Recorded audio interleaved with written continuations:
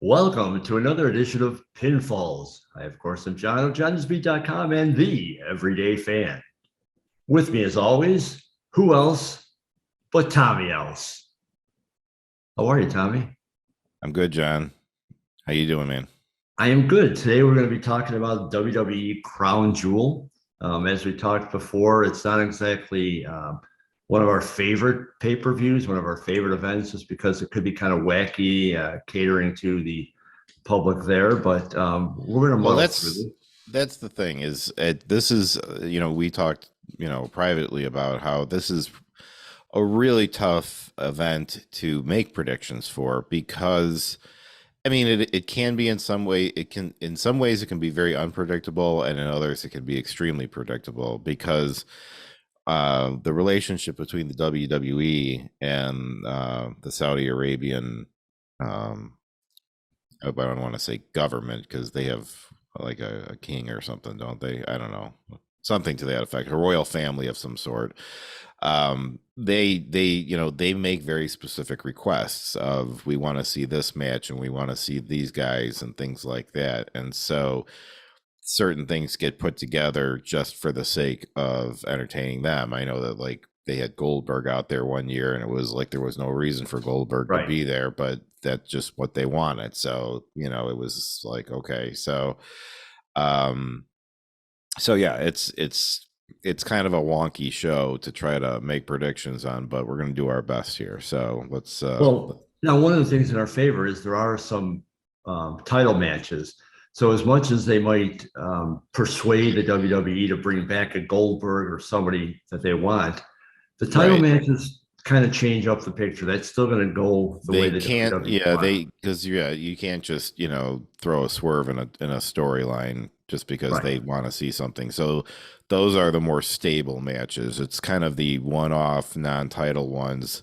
Like I really feel like the reason they've got the Brock Lesnar Bobby Lashley match going on and started this up was because they wanted to see Bobby Lashley Yeah. and Brock Lesnar. So, but Well, let's start with that one we'll then. get to that. All right, all right. Let's get to it right now. You brought it up. So Brock Lesnar and Bobby Lashley was like a dream match for the longest time. I mean, literally about 20 years in the making. From the day that Bobby Lashley showed up in the WWE, everybody was like, get this guy in the ring with Brock Lesnar. I mean, they just were so similar in their physiques and their wrestling background. Well, they called him Black Lesnar. Yeah, well, I did. That was, it was, and I thought I was making it up, but I mean, everybody was like, Yeah. that was, Not but yours, pal. no, but it was, but seriously though, I mean, like, the athleticism on both of these guys, they're not just, it's not like they're just two big guys. They both truly know how to wrestle, and, it's so I was looking forward to that. Now, when they finally met, Lashley won the match, but it wasn't quite the match that everybody had hoped for. And I know that expectations sometimes can get higher than what reality can produce, but I don't think that was necessarily the case in this one. I think it could have been a better match. I don't think that it was that our expectations were too high or anything like that. So, um, I feel like they're probably trying to make things good this time, and I think that for this thing to uh, have any sort of future or success, you're going to have Brock Lesnar go over in this one. I think he'll win. I think that's honestly what the Saudi Arabian crowd would probably like to see. Um, and I think that it's just going to be a much better match this time around. Well, we're starting off in agreement for all the same reasons you said. I think the Saudis probably want Brock to win. I think it kind of fits in too with the stories that, like you said, um, um, Lashley won the last one. He kind of had a good showing on Monday night. I think it's time for Brock to get that one back. It doesn't hurt either of these guys. It doesn't really matter. But And I it think sets up another match for them down the right, road where they'll put them in a Hell in a Cell or something like that. exactly. So So we both go with Brock, no question about it. yeah. All right. So our next match, let's go with the newly returned Braun Strowman versus Omos with MVP. Yeah, yeah. This is one of the few that I feel is a tougher one to call. Sorry. No. Is Lily trying to make picks? Yeah. Well, she's trying to hang up the call here is what she likes to do. Because I think She she'd go with Ernest Miller she somebody call my mama. or Stacey Uh Carter. she is. I've been on Zoom calls with personal training clients of mine, and it's like dinner time, and she's waiting for her food, and she will come over and just like she knows what she's doing. She'll go and she'll hit the space bar with her paw and hang up on my client, and I'm just like, you know, Well, so priorities, man. so I think she's annoyed because I haven't fed her yet, and so she's like, enough with the podcasting stuff. So okay, Braun Strowman versus Omos. This is like I said, this is one of the ones where I'm a little on, teetering on my decision on this one. Um, I think that I'm gonna have to go with Omos on this one. Just because even Braun coming back, which is a big deal, he has established his strength and dominance against other people. And if somebody was able to challenge him, then that brings in a longer standing rivalry. He's got a reason to now prove himself for the first time in a long time, whereas he's just kind of been mowing through guys up until this point. Almost is someone who needs to get some big victories, and he's got MVP in his corner, so that plays to his advantage. And I suspect it'll be a great match, and I'm sure both of them will look good in it. But I'm gonna go with Almost on this one. I agree with your outcome. But I think MVP is going to be the factor. I think MVP is going to get involved in this. I think Almost is going to win through chicanery, which won't hurt Braun at all, and it'll give him more reason to have the Yeah. rematch, if you will. It'll build his character a little bit. It won't hurt Braun. Right. MVP gets It's involved. real easy for him to be like, hey, yeah, you can beat me with your guy in your corner, but what if you don't have him, and now we're in a cage match or something like that, so it sets it up better. I mean, for Braun to just win there, where do you go from there? So Right. Yeah. All right. We're 2 for 2. Looking good. We got next up, let's go with the tag team, the Universal Tag Team Championship. We got the Usos versus the Brawling Brutes of Ridge Holland and Butch, which I still just the Butch is just a dumb name. it is. The problem I have is that when he was he originally came in NXT UK, and then when that kind of just dissolved, was on NXT. Incredible wrestler. I mean, really great. And I love the gimmick of him just being this hot-tempered guy that even they have a hard time controlling. Like, Absolutely. they got to hold him back because he's just this little bulldog of a guy. But you know, I don't know. I mean, I'm not from the UK, but I mean, are a lot of guys there named Butch? I mean, I don't think so. I mean, it's kind of like it's like a New York, American name. yeah. I mean, so I don't know. Yeah, I don't know if there's many men named Butch at all anymore. yeah, I agree with the name, but I like the gimmick of him just being this like out of control, rabid little, bastard who just can't, help himself and want to tear everybody apart. I like that. And that's what they used to do with Nikki Cross back when she was a part of the group in NXT. I can't think of what their name was, but that was, in my opinion, her best. So, as far as this match goes, one of the big factors in this is if they retain the titles here, the Usos, I believe they will then officially beat the New Day's record as being the longest reigning SmackDown Tag Team Champions of Well, all not time. officially, but they'll not officially, but they will end up doing it. I think it's just a Well, matter of time. if they do it that if they get past this, I mean, their next title defense probably won't be for like a few more. I mean, technically, I mean, unless they go out like that next Friday and face the New Day or something like that, or they lose it Which to there'd be somebody no else. purpose. Yeah.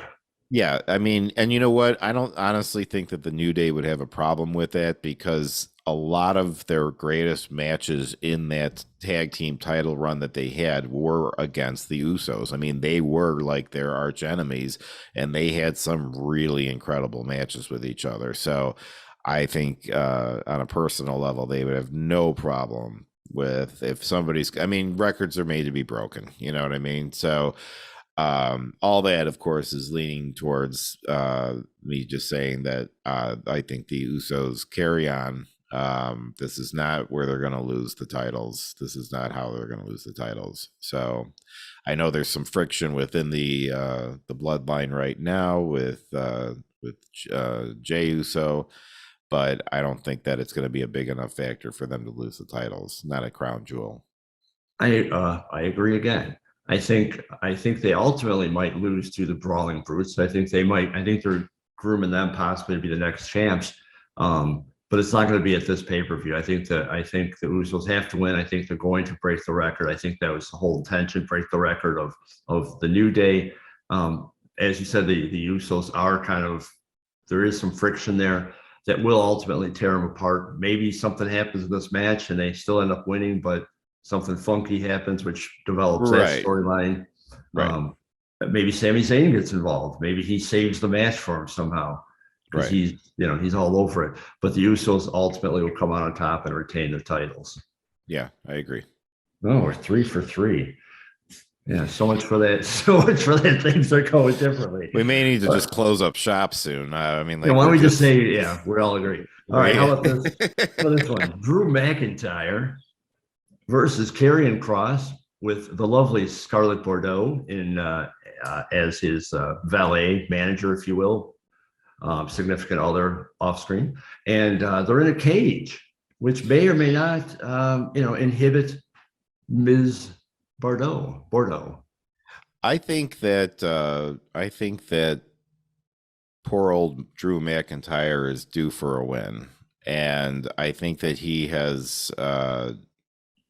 Karrion Kross have had a good stint with each other, and I think that it's time for Drew to just finally get his win on this one. And Karrion Kross, I think it'll be a crowd pleaser. I think they're going to be behind him more than Karrion Kross in the crowd. As long as it's a brutal match, it won't make Karrion Kross look any worse, or it won't make him look bad or anything like that. And if anything, maybe it fuels him up to come back even harder in retaliation. So, if they don't just kill the thing altogether afterwards. But I very rarely go with Drew McIntyre these days, but I am going to go with Drew McIntyre on this one. Would you like to guess where I'm going?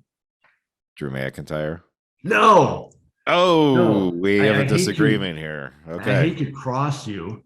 Oh God! But all right. Well, carry on. Thanks for listening, everybody. Check us out next time. I'm going to carry on. Oh God! And I hope you don't turn scarlet red when you get embarrassed that I'm going to pick this one correctly. How much sleep did you lose last night writing these things down? I didn't have much sleep last night. I'll tell you that. Coming up with this, but regardless, the loss isn't going to hurt McIntyre. They're still grooming him to be champ. You got the Bordeaux factor in there. They put the steel cage up. They made a big deal about how that's going to prevent any interference. It's going to be one-on-one. She's going to figure out a way to interfere somehow. Cost Drew the win. It doesn't guarantee a lack of interference. No, people have been able to, get the door unlocked or something like that. Yes, there's ways it can be done. So no, it's not a sealed deal, so to speak. But I just feel like McIntyre's taken a lot of losses lately. He's putting a lot of dudes over, and he's taken a lot of crap from Karrion Kross, and at a certain point he's got to get some sort of a win over the guy. So I mean, otherwise, if he just keeps losing to the guy, why should he even buy? He ought to just pack his bags and move on. So Well, so there's also the factor that Cross is Triple H's guy. Although I think McIntyre might be too, but I think Cross needs to win more. Even right if now. it's either way, even if he is Triple H's guy, that doesn't mean that he's going to always give him the wins either. No, Because no. if you want somebody to develop, you do have to play the emotional roller coaster of like, well, they lost this one, so now this match is going to mean even more because they're trying to make up for what they just lost too. So it gives them more incentive, and it fires them up. So That's what's going to happen to McIntyre. You could be right. You could be right, but I'm gonna stick to my guns on this, and this will be one of our few disagreements, I guess, for this one. So we'll see. Well, we got one at least. That's an improvement over the last show. Yeah, yeah. All right. So the next match is a tag match. It's a big 6-man tag, which I kind of like, even though I'm sometimes I'm against like randomly throwing in 6-man tags. This is actually a legit 6-man, 3-man teams. Yeah. And if they call this a 6-man, why don't they call the regular tag match 4-man? But anyway, so we got the OC of AJ Styles, Gallows, and Anderson versus the Judgment Day of Dominic Mysterio, Finn Balor, Damian Priest with the unpredictable Rhea Ripley. Yeah. I'm going to go with the OC on this one, and here's why. They realize that one of their biggest problems with dealing with the Judgment Day is the Rhea Ripley factor, and they've been trying to figure out a way to counter the Rhea Ripley factor. So my prediction is that they're going to find somebody to level this out and even it out at the pay-per-view, and whoever it is will be a big deal and help them out, and then help them get that win. Because if it was just the 3-on-3, I would go Judgment Day. I would. But since they've got Rhea, and they've acknowledged that Rhea is one of the biggest issues they're having with keeping up with these guys, then that they're going to probably, again, it's an easy pop for the crowd, whoever they have run down to the ring or whatever in the middle of the match. I mean, that's where I see it going. Do you have any prediction on who that woman might be? I don't know who would fit in that group very well. I mean, especially on Raw, it's a tough call. I really can't think of somebody, but I mean, the only one who I could see potentially, who would definitely, the one who would have the most motivation to, but it wouldn't, I don't know that it would quite fit with them working with the OC, if unless it was just for the night, would be Beth Phoenix, because of what they did to her. Yeah, sure. So I mean, and Rhea was the one who did it to her too. So getting her, giving her the concerto. So she would be the one who would make the most sense. I can't promise that would be who it would be necessarily, but to get through this match, yeah, I say that they have a female come out and even the odds, and I think they'll get a win. And again, that'll be a big pop for the crowd too. They'll like seeing the Judgment Day get put down finally, just even for one match. And I agree with you 100%. I didn't think of Beth Phoenix. I like that pick because she would fit on a one-time deal. She would fit perfectly. Mm-hmm. If it's like a long-term, it's not like she's joining the OC or anything like that, but she has every reason to want to go out there and take out Rhea if she's becoming an issue for them, because they've never said well, her neck's broke and she's gonna be out for 10 months or anything like that. She's just injured, she's out. I mean, she can come back whenever whenever she's recovered, and so yeah, I think that's a good possibility. Now, the only other possibility I see would be maybe bringing up somebody from NXT, bringing someone that is completely not on the roster, and they somehow incorporate her into the OC. I don't know. I like your Beth Phoenix one though. I like that idea. Yeah. That would be and like you said, it would be a nice pop for everyone. She's got enough of a name value.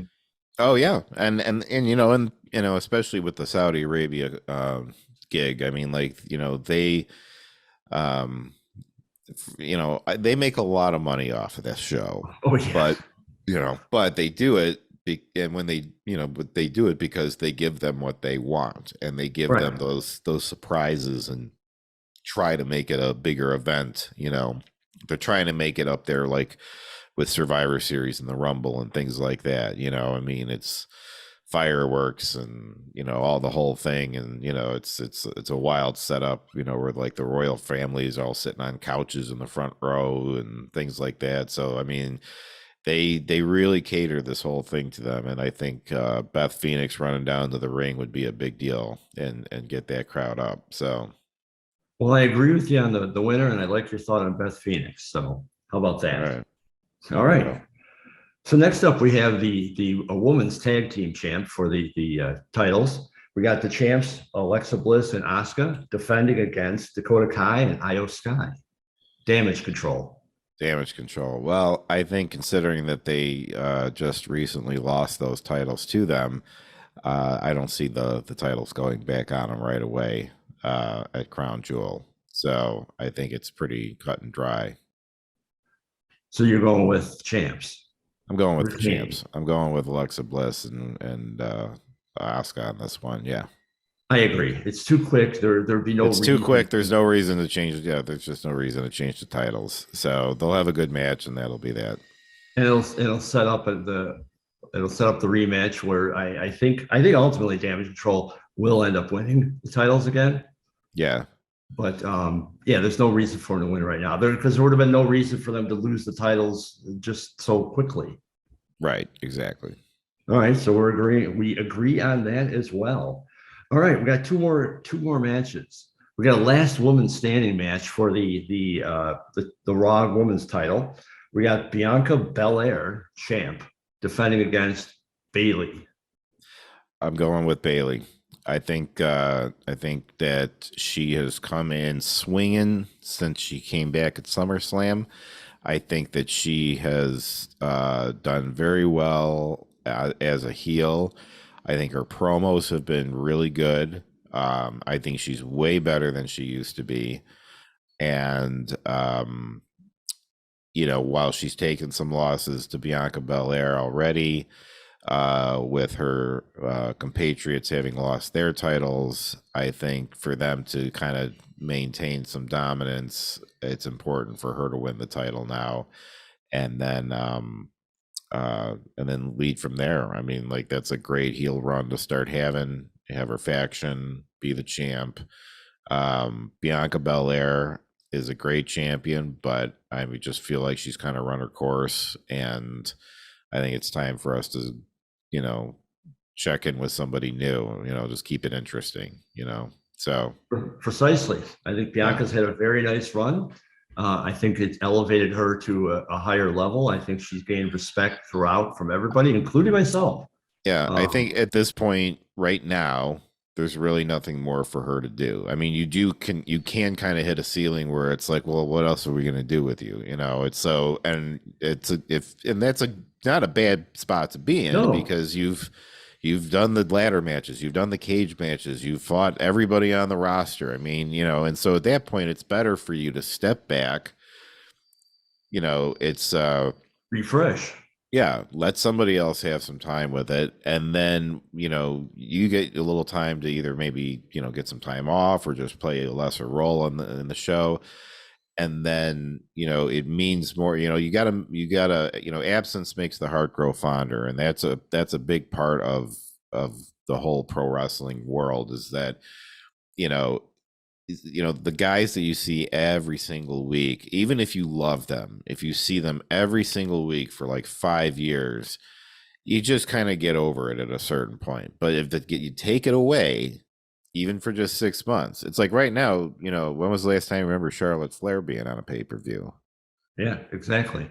And if she just shows up in some show, everybody's going to go nuts. Now, if she showed up at every show, in between, she wouldn't get that pop. She wouldn't have a new start, and when you come back, you can always, that's a good time where, like, if you want to, change face or heel, change your gear, change your look, reinvent yourself a little bit. It's like those times away are important. I think Bianca Belair has, to her credit, gotten to a point where it's time for her to just chill out for a little while, let somebody else take it. Bayley's on fire and she's on a roll. I don't think there's, I don't think that that title changing at Crown Jewel is like a problem for any reason. So I think that's how it's going to break down. I agree completely. We got one left. It's for the WWE Undisputed Universal title. You got your Roman Reigns, the head of the table, the head of everything, the head of the family, defending against Logan Paul, the celebrity turned wrestler, who's accounted for himself very well. I mean, he's clearly trained, and he is. I've seen him in the ring, and I think he does very well. It's a marquee match for sure, but he is not the one who is going to dethrone the reign of, so to speak, of Roman Reigns. There's just no way. There's no way. And if they do, it will be one of the worst decisions they ever made, because nobody, I mean, like right now, nobody wants him to win. I mean, when they're all out in the ring right now, and it's Logan Paul and the Bloodline, they're all booing Logan Paul, yeah, and they're chanting for Roman Reigns. They don't want him to be the champion. No. If he's a face, he needs to have the crowd want him to win. They need to want to see him win. He needs to be the underdog that people want to see win. Right now, he's the underdog that nobody wants to see win. And so if he wins, it doesn't do him any good. And then if he was to take the angle of becoming a heel because nobody got behind him, I just don't think he's got the experience it takes to pull off that kind of work. I just don't. So I think the match will probably be a little more. I think he'll probably surprise a lot of people with how well he does this match. I think he probably can pull off a very good match with him from what I've seen in training videos and just matches he's done before and stuff. So I think that there's the potential that it'll be entertaining, but as long as, as far as title changes, there's no way. And if they do it, then I mean, I just don't see, I can't imagine Triple H of all people allowing that to happen.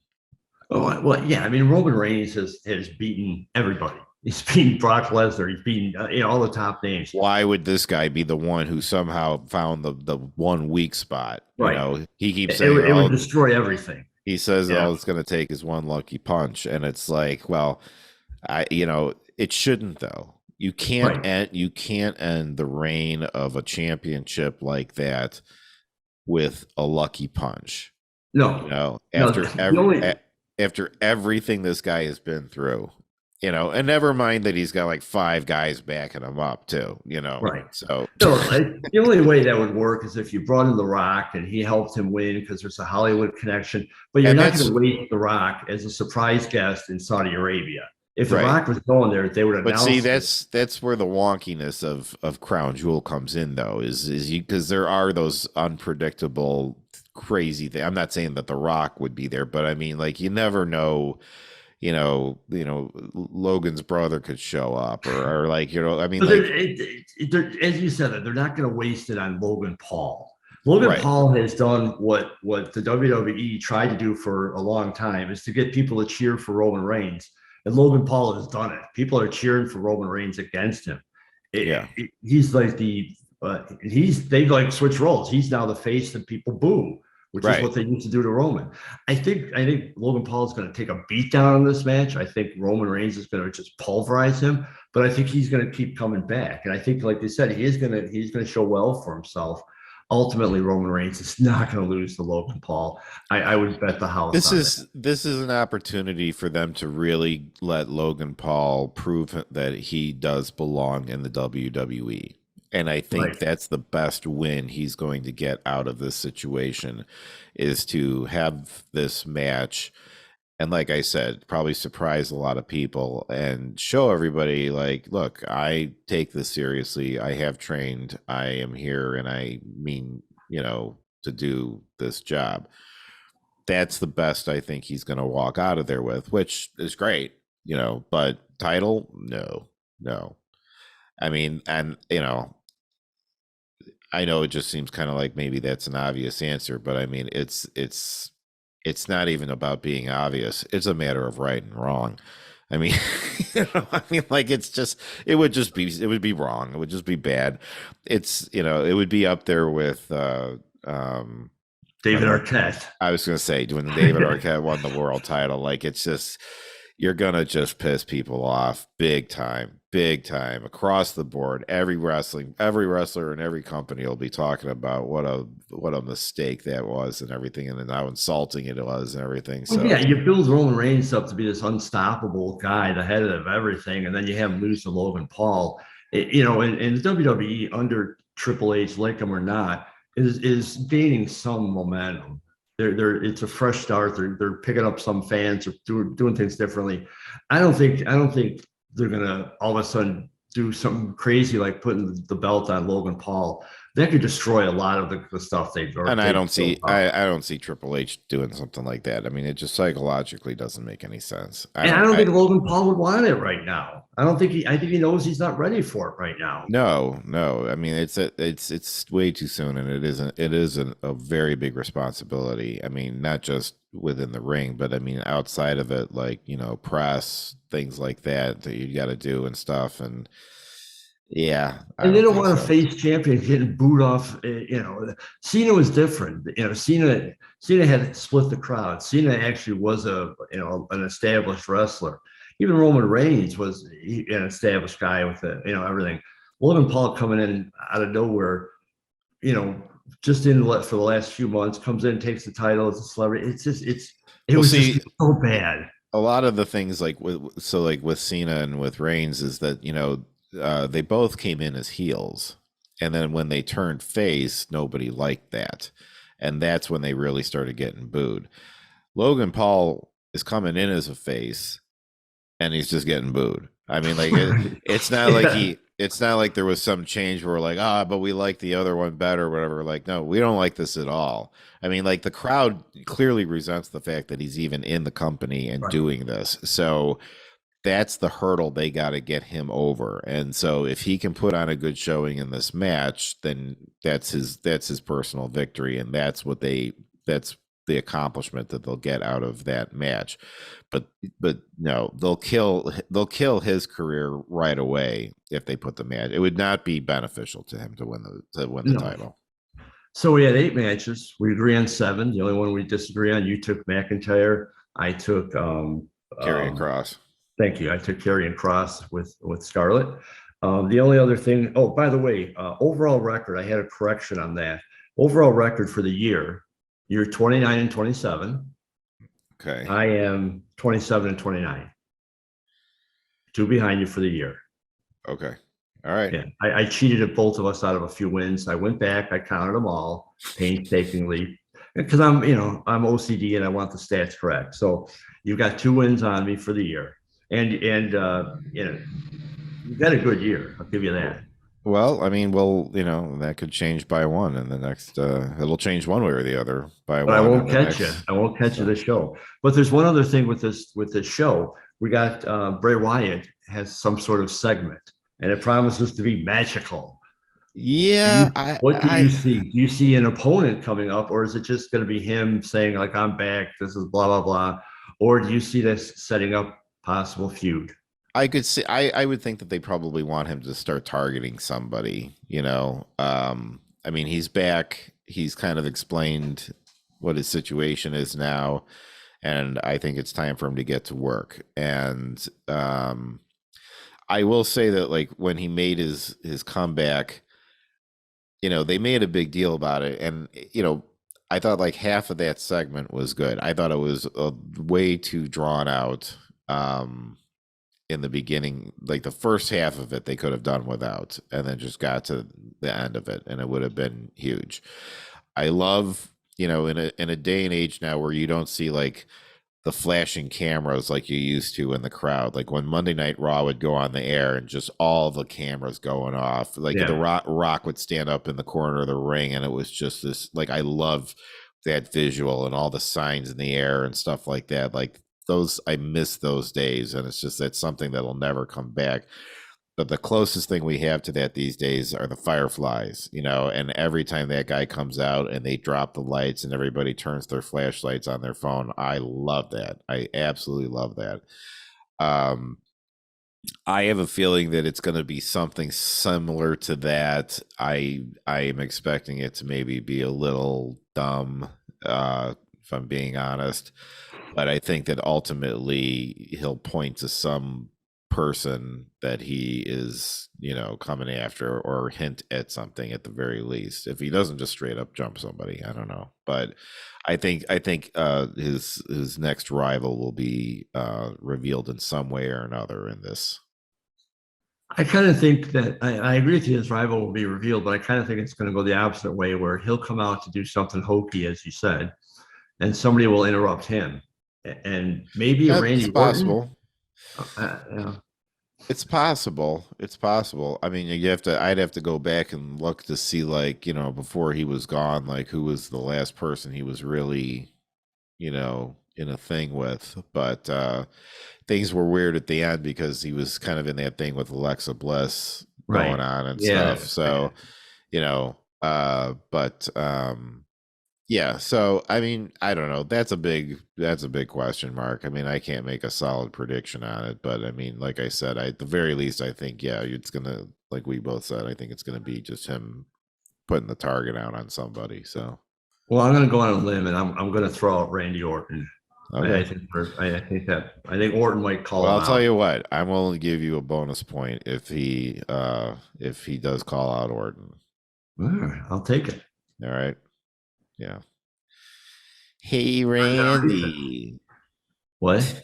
Hey, Randy.